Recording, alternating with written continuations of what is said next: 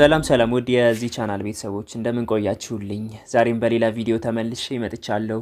የዛሬው ቪዲዮአችን ርዕስ During the reign of Emperor Menelik II from 1889 up to 1913 የሚለው ቶፒክ ይሆናል።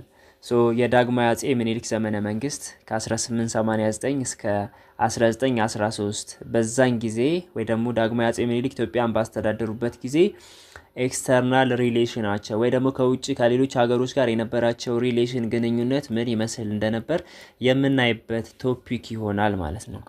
እንግዲህ ዳግማዊ አጼ ምኒልክ ማለት እንግዲህ በኢትዮጵያ ውስጥ ብዙ ዘመናዊ ተቋማቶችን ለመጀመሪያ ጊዜ ስራ ያስጀመሩ ታላቅ ከሚባሉ መሪዎች ውስጥ አንዱ ናቸው ዳግማዊ አጼ ምኒልክ እና ከሳቸው በፊት ኢትዮጵያ ውስጥ ያልነበሩትን በጣም በርካታ ነገሮችን ወደ ኢትዮጵያ ያመጡ ናቸው። ለምሳሌ ዘመናዊ ትምህርት በአጼ ምኒልክ ዘመነ መንግስት ነው የተጀመረው። ዳግማዊ ምኒልክ ትምህርት ቤት፣ ባቡር፣ የቧንቧ ስልክ፣ ፎቶግራፍ፣ ፖስታ፣ ሲኒማ፣ ብስክሌት እነዚህ ሁሉና ሌሎች በጣም ብዙ ነገሮችን ለመጀመሪያ ጊዜ ኢትዮጵያ ውስጥ ያስጀመሩት ሕክምናን ጨምሮ ማለት ነው ዳግማዊ አጼ ምኒልክ ናቸው። ስለዚህ እሳቸው ይሄን ሁላ እንግዲህ ከውጭ ነው ያመጡት። ከውጭ ሀገር ይሰሩ የነበሩ ስራዎች ናቸው ወደ ኢትዮጵያ እንዲመጡ የተደረጉት። ስለዚህ ሪሌሽናቸው ወይ ደግሞ ይሄ ከውጭ ሀገራት ጋር የነበራቸው ኮንታክት ጥሩ ነበር ማለት ይቻላል ነው። በጣም ዲፕሎማት የሆኑ መሪ ነበሩ በነገራችን ላይ ዳግማዊ አጼ ምኒልክ። ስለዚህ በእሳቸው ዘመነ መንግስት ምን አይነት ግንኙነት ነበራቸው የሚለውን የምናይበት ቶፒክ ይሆናል። ለቻናላችን አዳዲስ የሆናችሁ ቤተሰቦች ካላችሁ ቻናሉን ሰብስክራይብ፣ ላይክ፣ ሼር ማድረግ እንዳትረሱ። ይህንን ቪዲዮ የምትመለከቱ ሌሎቻችሁ ደግሞ ቪዲዮውን ላይክ ማድረግ እንዳትረሱ። አሁን በቀጥታ ወደ ርዕሳችን እንሄዳለን። ስታርት አፕሊኬሽን ላይ why Italy signed different treaties with Ethiopia ይላል። ጣሊያኖች ለምንድነው ከኢትዮጵያ ጋር የተለያዩ ስምምነቶች ወደ ውሎችን የተፈራረሙት የሚል ጥያቄ ነው ያለው። Contact between Italians and Menelik dated back to 1876 when an Italian geographical mission led by Marquis Orazio Antinori arrived at ሌት ማረፊያ። ስለዚህ በጣሊያንና በምኒልክ መካከል የነበረው ግንኙነት የተጀመረው እንግዲህ 1876 ላይ ነው። 1876 ማለት ንጉስ ምኒልክ ንጉሰ ነገስት ከመሆኑ በፊት ደግሞ የሸዋ ገዢ እያሉ 1876 ላይ ነው በጣሊያንና በምኒልክ መካከል የነበረው ኮንታክት የተጀመረው ማለት ነው። በዛን ጊዜ 1876 ላይ ይሄ የጣሊያን ጂኦግራፊካል ሚሽን የሚባል ወይ ደግሞ ይሄ የተለያዩ ቦታዎችን የማሰስ ስራን የሚሰሩ ጣሊያኖች ነበሩ። ስለዚህ በእነሱን ሊድ የሚያደርገው ደግሞ ማርኪዩስ ኦራዚዮ አንቲኖሪ የሚባል ሰው ሌት ማረፊያ አንኮበር አካባቢ የምትገኝ ቦታ ላይ እንግዲህ አራይቭድ እንዲያደርጉ ወይ ደግሞ እዛ እንዲኖሩ ከተደረገበት ጊዜ ጀምሮ ከ1876 ጀምሮ በጣሊያንና በምኒልክ መካከል የነበረው ግንኙነት ተጀምሯል ማለት ነው። ኢታሊያን ጂኦግራፊካል ሚሽን የምንለው በማርኪዩስ ኦራዚዮ አንቲኖሪ የሚመራው እንግዲህ ጣሊያኖች የተለያዩ አካባቢዎችን ለማሰስ ወይ ደግሞ ይሄ ሳይንቲፊክ ኤክስፕሎሬሽን ወይ ደግሞ አሰሳ ፍለጋ የሚያካሂድ ግሩፕ ነው። መሪው ደግሞ ይሄን ግሩፕ ሊድ የሚያደርገው ማርኪዩስ ኦራዚዮ አንቲኖሪ ይባላል። ስለዚህ የት ነው እንዲያርፉ ወይም ደግሞ እንዲኖሩ የተደረገው? እነዚህ የጂኦግራፊካል ሚሽን የሚሰሩት ሰዎች ሌት ማረፊያ የምትባል ቦታ ላይ ሸዋ ውስጥ አንኮበር በሚባለው አካባቢ ላይ የምትገኝ ቦታ ናት ማለት ነው። ሳይንቲፊክ ኤክስፕሎሬሽን was a mask for their missions። ይሄ የጣሊያኖች ጂኦግራፊካል ሚሽናቸው ወይ ደግሞ ይሄ ሳይንቲፊክ ኤክስፕሎሬሽን ናቸው፣ ሳይንሳዊ አሰሳቸው ፍለጋቸው እንግዲህ ዋነኛ ዓላማው እሱ አልነበረም ነው። ቦታዎችን ማሰስ፣ ማግኘት፣ ኤክስፕሎር ማድረግ ለሽፋን የተሰጠ ወይ ደግሞ የተደበቀ ድብቁ ስራቸው ሌላ ሆኖ ነገር ግን በሳይንሳዊ አሰሳ ፍለጋ ስም የሚደረግ ሚሽን ወይም ተልእኮ ነበር ነው። ስለዚህ ዋነኛ ዓላማቸው ሌላ ነበር ነው። ከዚህ ከሳይንቲፊክ ኤክስፕሎሬሽኑ ጀርባ ያለው ሌላ ነው። በሳይንቲፊክ ኤክስፕሎሬሽን ስም ግን የሚሰሩት ሌላ ስራ ነበር በድብቅ ማለት ነው። but its real purpose was gathering information for the Italian government to expand from their base at Asab። ስለዚህ ጣሊያኖች ሳይንቲፊክ ኤክስፕሎሬሽን ብለው በኢትዮጵያ ውስጥ የሚያካሂዱት የሳይንሳዊ አሰሳ ከጀርባ ሌላ ፐርፐዝ ነበረው ነው። ምንድነው ፐርፐዙ ወይ ደግሞ አላማው? ኢንፎርሜሽን ወይ ደግሞ መረጃን መሰብሰብ፣ ኢንፎርሜሽን ጋዘር ማድረግ ነው። ለጣሊያን መንግስት የተለያዩ መረጃዎችን መሰብሰብ፣ ኮሌክት ማድረግ ነበር ዋነኛ አላማው። ለምንድነው ለጣሊያን መንግስት መረጃዎችን የሚሰበስቡት? እንግዲህ ጣሊያኖች አሰብን ተቆጣጥረው ወይ ደግሞ ይዘው ነበረ። አሰብን እንዴት ነው ጣሊያኖች የያዙት? ያው በመጀመሪያ በሃይማኖታዊ ስብከት ወይ ደግሞ ይሄ የሚሽነሪዎች አማካኝነት ነው ወደ አሰብ የገቡት የጣሊያን ሰዎች እና አባ ጁሴፔ ሳፔቶ የሚባል ሰው ነበረ መጀመሪያ ወደ አሰብ የገባው ማለት ነው። እና አሰብ ከገባ በኋላ አሰብ ውስጥ ከአሰብ አካባቢ ካሉ ባላባቶች ወይ ደግሞ ሱልጣኖች ቦታ ገዛ። ይሄን ያደረገው በአጼ ተክለ ጊዮርጊስ ዘመነ መንግስት ነው። መጀመሪያ ላይ ነው ቦታ የገዛው አሰብ ውስጥ። ከዛ በኋላ ለ12 ዓመት አካባቢ ከተጠቀሙበት በኋላ እነ ጁሴፔ ሳፔቶ የሚባለው ይሄ ሚሽነሪ ሰው ለማን ሸጠው? ያንን ቦታ ለጣሊያን መንግስት ሸጠው ነው አሰብ አካባቢ ያለውን ቦታ። የጣሊያን መንግስት ከጁሴፔ ሳፔቶ ቦታውን ከገዛ በኋላ የጣሊያን ህጋዊ ቦታ አድርጎ እንግዲህ የጣሊያን ሰንደቅ ዓላማም ጭምር እዛ አካባቢ ላይ መስቀል እና ማውለብለብ ጀመረ። የጣሊያን ህጋዊ ግዛት እንድትሆን ተደረገ ማለት ነው። ይሄ እንግዲህ በአጼ ተክለ ጊዮርጊስ ዘመነ መንግስት። በኋላ ላይ ደግሞ ለጣሊያን መንግስት የሸጠው ይሄ ጁሴፔ ሳፔቶ የሚባለው ሰው በአጼ ዮሐንስ ዘመነ መንግስት ነው። አሰብ ማለት እንግዲህ በአሁኑ በኤርትራ ሀገር ውስጥ በቀይ ባህር ዳርቻ ላይ የምትገኝ በጣም ስትራቴጂክ የሆነች ቦታ ናት እና ጣሊያኖች ይህንን ከተቆጣጠሩ በኋላ ወደ ተለያየ አካባቢ እንግዲህ ግዛታቸውን ኤክስፓንድ ማድረግ ይፈልጉ ነበር ነው። ሶ ግራጁዋሊ ኢታሊ ሳይንድ 3 ትሪቲስ ዊዝ ኢትዮጵያን። እንግዲህ ጣሊያኖች በሂደት ከኢትዮጵያ ጋር 3 የተለያዩ ስምምነቶችን ወይ ደግሞ ውሎችን ተዋውሏል። በተለያየ ጊዜ በተለያየ ቦታ ማለት ነው። So the first treaty was signed between the Italian representative Count Pietro Antonelli and Emperor Menelik on May 21, 1883. ስለዚህ 3 የተለያዩ ስምምነቶች በጣሊያንና በኢትዮጵያ መካከል ተፈርመዋል በተለያየ ጊዜ ማለት ነው። ከነዛ ውስጥ የመጀመሪያው ስምምነት የሚባለው የጣሊያን መንግስት ተወካይ የነበረው ኮንት ፔትሮ አንቶኔሊ እና ሚኒሊክ ወይ ደግሞ ንጉስ ሚኒሊክ አማካኝነት ሜይ 21 1883 የተፈረመው የመጀመሪያው ስምምነት ነው ማለት ነው። So the agreements were consular exchange, free movement of people, free trade and free propagation of religion. ስለዚህ በመጀመሪያው በጣሊያንና በሚኒሊክ መካከል በተፈረመው ስምምነት ላይ የተነሱት ሐሳቦች ምንድናቸው? አንደኛ ኮንሱላር ኤክስቼንጅ ነው። ኮንሱላር ኤክስቼንጅ ማለት ቆንስላ ወይ ደግሞ የኤምባሲዎች መከፈት፣ የጣሊያን ኤምባሲ በኢትዮጵያ እንዲሁም የኢትዮጵያ ደግሞ በጣሊያን እንዲጀመር ወይ ደግሞ እንዲከፈትና የዲፕሎማሲ ስራ እንዲሰሩ ለማድረግ የሚደረግ ስራ ነበር ኮንሱላር ኤክስቼንጅ የምንለው። ፍሪ ሙቭመንት ኦፍ ፒፕል፣ ለምሳሌ ፍሪ ሙቭመንት ኦፍ ፒፕል ስንል የጣሊያኖች በኢትዮጵያ ውስጥ በነጻነት እንዲንቀሳቀሱ፣ ከዛ በተጨማሪ ደግሞ የኢትዮጵያ ዜጎችን በጣሊያን ውስጥ እንዲንቀሳቀሱ የማድረግ የሰዎችን እንቅስቃሴ የሚፈቅድ ስምምነት ነበር አንዱ። ሌላኛው ፍሪ ትሬድ ነው፣ ነጻ ንግድ፣ እንዲሁም ፍሪ ፕሮፓጌሽን ኦፍ ሪሊጅን፣ የሃይማኖት ነጻነት ወይ ደግሞ ሃይማኖታቸውን በነጻነት የመሰላቸውን ሃይማኖት እንዲከተሉ እንዲያመልኩ ዜጎች የሚፈቅድ፣ በተለይ ጣሊያኖች ኢትዮጵያ ውስጥ ገብተው ሃይማኖትን መስበክ የነሱን ሃይማኖት እንዲያስፋፉ የሚፈቅድ አይነት ስምምነት ነበረ የመጀመሪያው ትሪቲ 1883 የተፈረመው ማለት ነው። በነገራችን ላይ ይሄ ኮንት አንቶኔሊ የምንለው የጣሊያን መንግስት ተወካይ በነ ሚኒሊክ ቤተ መንግስት ውስጥ በጣም ተወዳጅ እና የቅርብ የሚባል ሰው ነበር። ጣሊያን ውስጥ ጣሊያናዊ ነው፣ እዚህ ኢትዮጵያ ውስጥ የሚኖር ሰው ነበረ።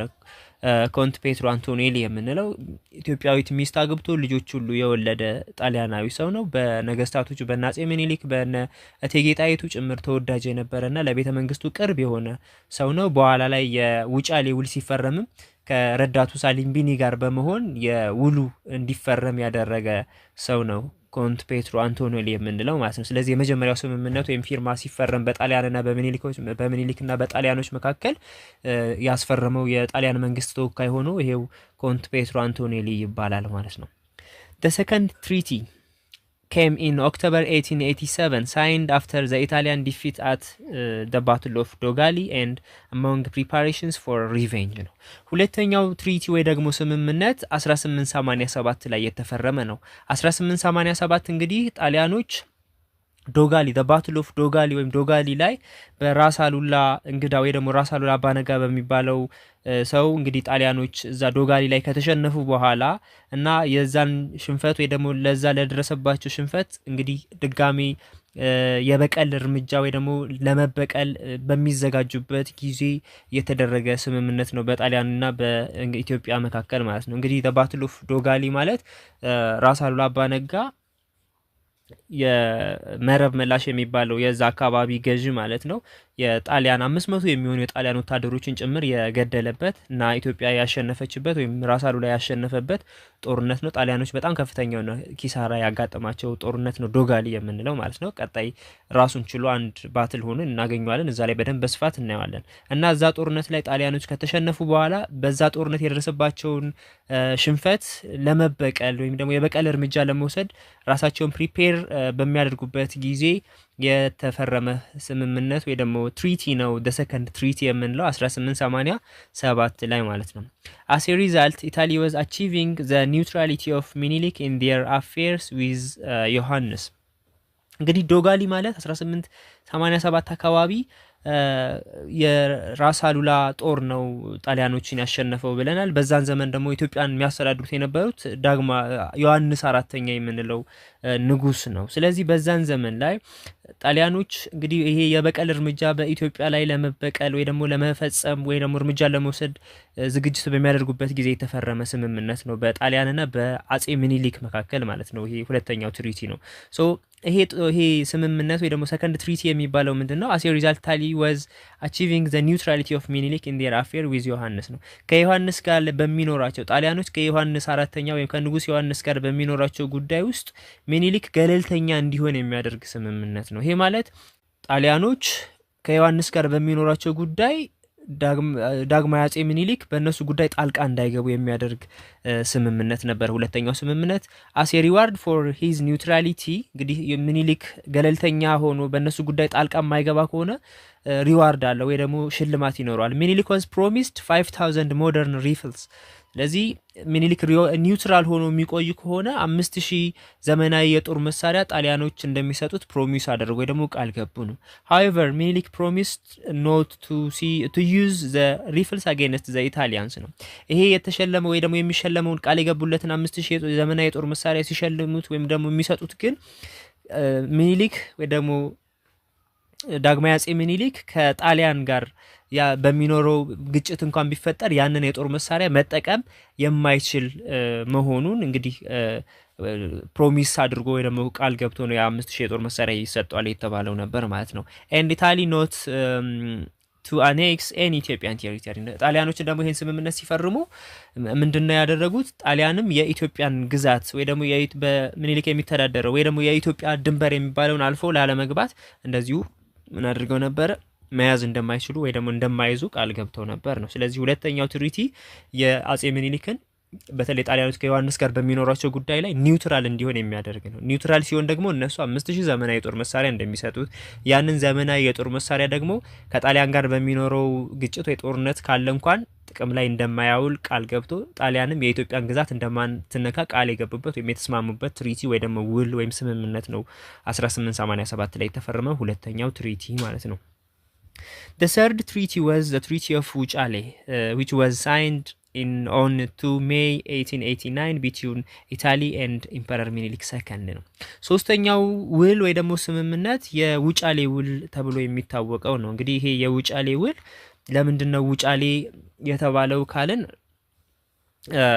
1889 ላይ ነው የተፈረመው። እንግዲህ ዳግማዊ ምኒልክ የኢትዮጵያ ንጉሠ ነገሥት ሆነው በተሾሙበት ዓመተ ምህረት ማለት ነውና ዳግማዊ አጼ ምኒልክ እንግዲህ አዲሱን መንግስታቸውን ለማጽናት በወሎ አካባቢ ያለውን ክፍለ ሀገር በመጎብኘት ላይ ሳሉ ነው እንግዲህ እዛ ውጫሌ የሚባል ቦታ ላይ ስምምነቱ የተፈረመው ማለት ነው። ለዛ ነው ውጫሌ የሚል ስያሜ የተሰጠው the Treaty of ውጫሌ የሚል ስያሜ የተሰጠው ወይም የውጫሌ ውል ማለት ነው። በማና በመካከል ነው የተፈረመው? በጣሊያንና በዳግማዊ ምኒልክ ወይም በአጼ ምኒልክ መካከል የተፈረመ ስምምነት ነው። የጣሊያን እንግዲህ የጣሊያኑን ውል ያፈራረመው የጣሊያን መንግስት ሪፕሬዘንታቲቭ ወይ ደግሞ ወኪል ሆኖ ያስፈረመው እዚህ ጋር ኮንት ፔትሮ አንቶኔሊ እና የእሱ ረዳት ደግሞ ሳሊምቢኒ የሚባል ሌላም ሰው እንደነበር እንግዲህ ማስረጃዎች ይጠቁማሉ። ስለዚህ በእሱ አማካኝነት የተፈረመ ስምምነት ወይ ደግሞ ውል ነው ውጫሌ ትሪቲ የምንለው ማለት ነው።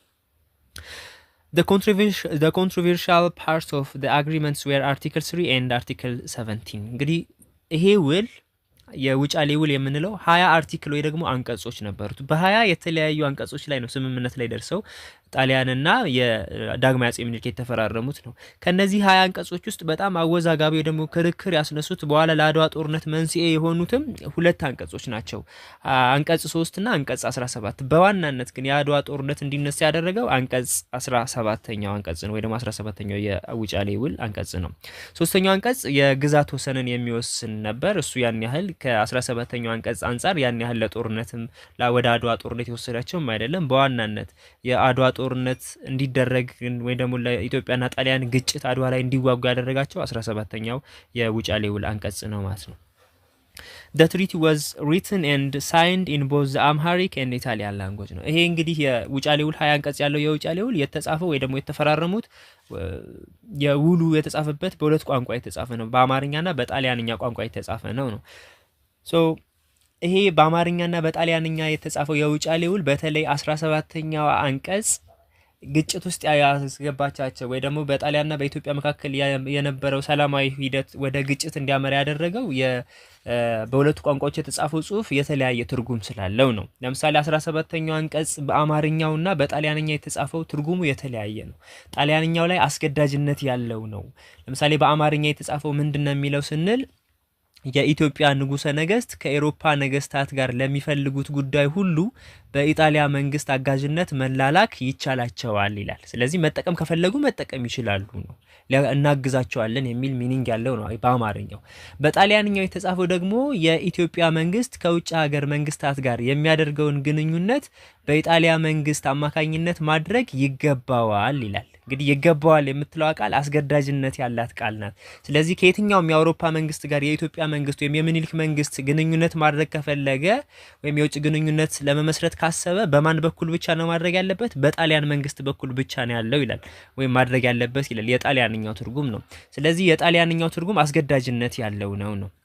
So less than 2 weeks the Italian government cleared its claim to the other European government ነው። ስለዚህ ይሄ ውል ከተፈረመ ከሁለት ሳምንት በኋላ ወይ ደግሞ በሁለት ሳምንት በማይሞላ ጊዜ ውስጥ ጣሊያኖች ይሄንን ስምምነት ለሌሎች የአውሮፓ መንግስታቶች አሳውቀዋል ነው። ይሄ ማለት ኢትዮጵያ በጣሊያን ስር ነች በማለት ለሌሎች የአውሮፓ መንግስታት አሳወቁ። ይህ ብቻ ሳይሆን እንግዲህ በወቅቱ በመማሪያ ደብተሮቻቸው ላይ ደግሞ በጣሊያን ውስጥ በሚመረቱ ደብተሮች በመማሪያ ደብተሮች ላይም ጭምር ኢትዮጵያ በጣሊያን ጥገኝነት ስር ነች እያሉ በህትመታቸው እንግዲህ አስፋፍተዋል ማለት ነው። ጣሊያኖች የውጫሌ ውል ከተፈረመ ሁለት ሳምንት ባልሞላ ጊዜ ውስጥ ይሄንን ስራ ተናግረዋል ማለት ነው። As a result, 12 European governments and the USA accepted Italian protectorate over Ethiopia. እንግዲህ ጣሊያኖች ውሉ ከተዋዋሉ በኋላ ለአውሮፓ መንግስታቶች ኢትዮጵያ በጣሊያን ስር እንደሆነች የጣሊያንኛውን የውጫሌ ውል በማሳየት እንግዲህ ገልጸዋል ወይም አሳውቀዋል። ስለዚህ 12 የአውሮፓ ሀገሮች አሜሪካን ጨምሮ አሜሪካ USA እና ሌሎች 12 የአውሮፓ ሀገሮች ይሄ ጣሊያን የኢትዮጵያ ሞግዚት ናት ወይ ደግሞ ኢትዮጵያ በጣሊያን ስር ናት የሚለውን ምን አድርገዋል? አክሰፕት አድርገዋል። but the only country which openly protested Russia ስለዚህ ይሄንን የተቃወመችው አንዷ የአውሮፓ ሀገር ራሽያ ብቻ ነበረች። ሌሎቹ 12 የአውሮፓ ሀገሮችና አሜሪካ ይሄንን ስምምነት ወይ ደግሞ ኢትዮጵያ በጣሊያን ስር ናት የሚለውን የጣሊያንን ገለጻ አክሰፕት አድርገው ነበር። ራሽያ ብቻ ኦፖዝ አድርጋለች ወይ ደግሞ ፕሮቴስት አድርጋለች። ይሄንን ነገር ትክክል አይደለም ብላ ተቃውማለች ማለት ነው። እንግዲህ ጣሊያኖች ይሄንን ሁሉ ለአውሮፓ መንግስታቶች አስረድተው ወይ ደግሞ አቅርበው በ12 የአውሮፓ ሀገሮች እንዲሁም አሜሪካ አክሰፕት አድርገዋቸው ነበር። ራሽያ ብቻ ኦፖዝ አድርጋ ነበር ነው። እዚህ ጋር ማወቅ ያለባችሁ ነገር ዳግማዊ አጼ ምኒልክ 1889 የኢትዮጵያ ንጉሰ ነገስት ሆነው ከተሾሙ በኋላ ለተለያዩ ሀገራት መሪዎች እንግዲህ የኢትዮጵያ ንጉስ ወይም ንጉሰ ነገስት ሆነው መመረጣቸውን የሚገልጽ ደብዳቤ አሳውቀው ወይ ደግሞ ጽፈው ነበር። ለምሳሌ ለጀርመኑ ንጉሰ ነገስት ዳግማዊ አጼ ምኒልክ ደብዳቤ ጽፈው ነበር። ምንን ለማሳወቅ ነው የጻፉት? የኢትዮጵያ ንጉሠ ነገሥት ሆነው መሾማቸውን የሚገልጽ ደብዳቤ ለጀርመኑ ንጉስ ጽፈው ነበር ነው። ይህ ደብዳቤ የዳግማዊ አጼ ምኒልክ ደብዳቤ በቀጥታ ለጀርመኑ ንጉስ እንዲደርስ ነበር የተደረገው እና ይሄ ድርጊት ወይም የዚህ ደብዳቤ ወደ ጀርመን መላክ በውጫሌ ውል አማካኝነት ወይ ደግሞ ለዛ ውል ውዝግብ ወይ ደግሞ ብጥብጥ መነሻ ምክንያት ሆነ። ምክንያቱም ይህ ደብዳቤ የጀርመኑ ንጉስ በቀጥታ በመቀበሉ ነው። ለምን ጣሊያኖች በጣሊያንኛ ትርጉሙ የውጫሌ ውል የኢትዮጵያ መንግስት ከውጭ ሀገራት መንግስታት ጋር የሚያደርገውን ግንኙነት በሙሉ በማን በኩል ነው ማድረግ አለበት ብለው የገለጹት በውሉ ላይ በጣሊያን መንግስት አማካኝነት ነው ግንኙነት ማድረግ አለበት ብለው የሚያስቡ። ስለዚህ የጀርመኑ ከምኒልክ የደረሰው ደብዳቤ ጣሊያኖችን አስቆጣ። ስለዚህ ጣሊያኖች በዚህ ጊዜ የጀርመኑን ንጉስ እየወቀሱ በተለያዩ ጋዜጦቻቸው ላይ ጻፉ ማለት ነው። የውጫሌን ውል እንዳፈረሰ ጭምር እየገለጹ በጋዜጦቻቸው ላይ ጣሊያኖች አሳተሙ ማለት ነው።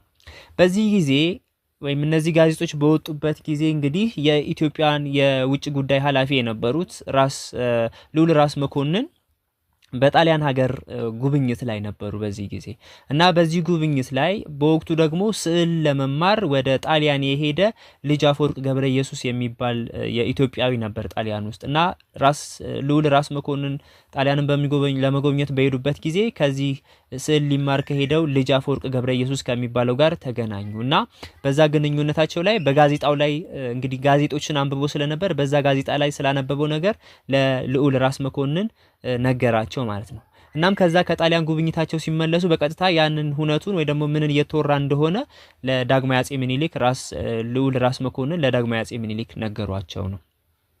ይሄ ብቻ ሳይሆን የጀርመኑ ንጉስ ከዳግማዊ አጼ ምኒልክ ደብዳቤ የደረሰው የጀርመኑ ንጉስ ደግሞ በጣሊያን በኩል ደብዳቤ ጽፎ ለምኒልክ እንዲደርሳቸው አደረገ። ይህ ደብዳቤ ምንድነው? ግንኙነታቸው መመስረት እንደሚፈልግ ከኢትዮጵያ ጋር ነገር ግን ከዚህ በኋላ ዳግማዊ አጼ ምኒልክ ከሱ ጋርም ሆነ ከሌሎች ጋር የሚያደርጉትን ግንኙነት በቀጥታ ማድረግ እንደማይችሉን ይልቁንም ደግሞ በጣሊያን በኩል ግንኙነታቸው መሆን እንዳለበት የውጫሌ ውልም እንደሚያስገድድም ጭምር ለዳግማዊ ምኒልክ ገልጾ ላከላቸው የጀርመኑ ንጉስ ነው። ይሄ ደብዳቤ የመጣው በቀጥታ ሳይሆን በጣሊያኖች በኩል ነው እንዲደርስ የተደረገው ማለት ነው። ስለዚህ በዚህ ጊዜ ዳግማዊ አጼ ምኒልክ ውሉ ምን እንደሆነ እና ምን እየተደረገ እንደሆነ በውጭ ምን እንደሆነ ውሉስ ምን አይነት የአማርኛውና የጣሊያንኛው ትርጉምም የተሳሳተ እንደሆነ ገባቸው ማለት ነው። ወይ ደግሞ ተረዱ ዳግማዊ አጼ ምኒልክ ማለት ነው። ይሄን የተረዱት ዳግማዊ አጼ ምኒልክ እንግዲህ ለተለያዩ የአውሮፓ መንግስታቶች ጭምር ደብዳቤ ጻፉ። በዋናነት ደግሞ ለጣሊያኑ መሪ ለንጉስ ኡምቤርቶ ደብዳቤ ጽፈው ነበር። የ17ኛው አንቀጽ ውል ወይም የውሉ 17ኛ አንቀጽ ትርጉሙ የተለያየ እንደሆነ እና በአስቸኳይ እንዲቀየር የሚያስተላልፍ ወይ ደግሞ የሚያሳስብ ደብዳቤ ለኡምቤርቶ ወይም ለጣሊያኑ መሪ ተላከ ማለት ነው። ነገር ግን ጣሊያኖች ሰላማዊ በሆነ መንገድ ያንን ውል መቀየር ስላልፈለጉ እንግዲህ በኋላ ላይ ወደ ግጭት ውስጥ እንዲገቡ ምክንያት ሆኗል ማለት ነው። in December Menelik was advised by Alfred Ilg to inform the European governments about the issue. ስለዚህ ዲሴምበር ላይ ሚኒሊክ በማን ምክር በደሞ በአልፍሬድ ኢልግ በሚባለው ሰው ምክር እንግዲህ ይሄ ሁነቱን ለአውሮፓ መንግስታቶች እንዲያሳውቁ አድቫይስ አረጋቸው። ይሄ አልፍሬድ ኢልግ የሚባለው ሰው ነው። አልፍሬድ ኢልግ ማለት በአጼ ምኒልክ ዘመነ መንግስት ኢትዮጵያ ውስጥ ይኖር የነበረ ስዊዘርላንዳዊ ሰው ነው። የባቡሩን የቧንቧ ስራዎች ጭምር ሲሰሩ ከፍተኛ የሆነ ስራ ሲሰራ የነበረ ስዊዘርላንዳዊ ሰው ነው። ኢትዮጵያ ውስጥ ነው በወቅቱ ይኖር የነበረው ነው። ስለዚህ በዚህ ሰውዬ ምክር አማካኝነት ሚኒሊክ ይሄንን ሁነት ወይ ደግሞ የውጫሌ ውልና የተደረገውን ችግር ወይ የአማርኛና የጣሊያንኛው ትርጉም የተለያየ መሆኑን ለሌሎች የአውሮፓ መንግስታቶች እንዲያሳውቁ መከራቸው ነው። Finally both of them went to war. At the Battle of Adwa, Italy was defeated and signed the Treaty of Addis Ababa. ስለዚህ ይሄ ዲፕሎማሲያዊ ስራ እንግዲህ ሳይሳካ ቀርቶ ጣሊያኖችም ያንን ውል 17ኛውን አንቀጽ በጣሊያንኛ በተለይ ተተርጉሞ የተጻፈውን ጭምር ስላልቀየሩ እንግዲህ በሂደት በኋላ ላይ ወደ ግጭት ውስጥ ገቡ። አድዋ ላይ እንግዲህ በጣሊያንና በኢትዮጵያ መካከል ጦርነት ተደርጎ ኢትዮጵያኖች ጣሊያኖችን አድዋ the Battle of Adwa ላይ 1896 በፈረንጆቹ አቆጣጠር ወይ ደግሞ በእኛ 1888 የካቲት 23 ላይ ኢትዮጵያ ጣሊያንን ድል አደረገች ነው። ጦርነቱ ከተጠናቀቀ በኋላ የአዲስ አበባ ትሪቲ የሚባል የውጫሌ ውል ውድቅ እንዲሆን የሚያደርግ ሌላ ስምምነት አዲስ አበባ ላይ ተዋውለዋል ወይ ደግሞ ተስማምተዋል ነው። ይሄ the battle of Adwa የሚለው ወደፊት ራሱን ችሎ አንድ ቶፒክ ስለሚኖር እዛ ላይ በስፋት እናየዋለን። after the victory of Adwa external powers recognized Ethiopia's independence ነው። እንግዲህ ጣሊያን ወይ ደግሞ ኢትዮጵያ ጣሊያንን አድዋ ላይ ካሸነፈች በኋላ ወይም ከድሉ በኋላ ከአድዋ ድል በኋላ ሌሎች የአውሮፓ መንግስታቶች ወይ ደግሞ እነዚህ ኤክስተርናል ፓወርስ የምንላቸው የኢትዮጵያን ነጻነት እውቅና ሰጡ፣ ሪኮግናይዝ አደረጉ ነው። as a result in 1897 the Italians, French, British successively established their legation in Addis Ababa። ስለዚህ 1897 ላይ እንግዲህ ከድሉ በኋላ ማለት ነው ጣሊያን ፈረንሳይና ብሪቲሽ የምንላቸው ሀገሮች ሊጌሽን ወይ ደግሞ ተወካዮቻቸውን ወደ አዲስ አበባ መላክ ጀመሩ ወይ ደግሞ አዲስ አበባ ላይ ተወካዮቻቸው እንዲኖሩ አደረጉ ነው። in 1903 an American commercial mission also heralded a period of association with Ethiopia። 1903 ደግሞ USA ወይ ደግሞ አሜሪካን ኮሜርሻል ሚሽን የምንለው የአሜሪካ የንግድ ልዑክ ወደ አዲስ አበባ ወደ ኢትዮጵያ እንዲመጣ ተደርጎ እንግዲህ ስራ እንዲጀምር ተደረገ ማለት ነው። ይሄኛው በተለይ እዚህ አጼ ምኒልክ ላይ ይጀመር እንጂ ከአሜሪካ ጋር የነበረው ሪሌሽን በኋላ በደንብ በስፋት የተደረገው ደግሞ በአጼ ኃይለ ሥላሴ ዘመነ መንግስት ነበረ ማለት ነው። ለዛሬ ይዤላችሁ የቀረብኩት ቪዲዮ ይሄንን ይመስል ነበር። ማንኛውም ሐሳብ አስተያየት ካላችሁ ኮሜንት ላይ ጻፉልኝ። በቀጣይ ጥያቄም ካላችሁ ኮሜንት ላይ ጻፏቸው። በቀጣይ ይዤላችሁ መለሳለሁ። ለዛሬ ይዤላችሁ የቀረብኩት ቪዲዮ ይሄንን ይመስል ነበር።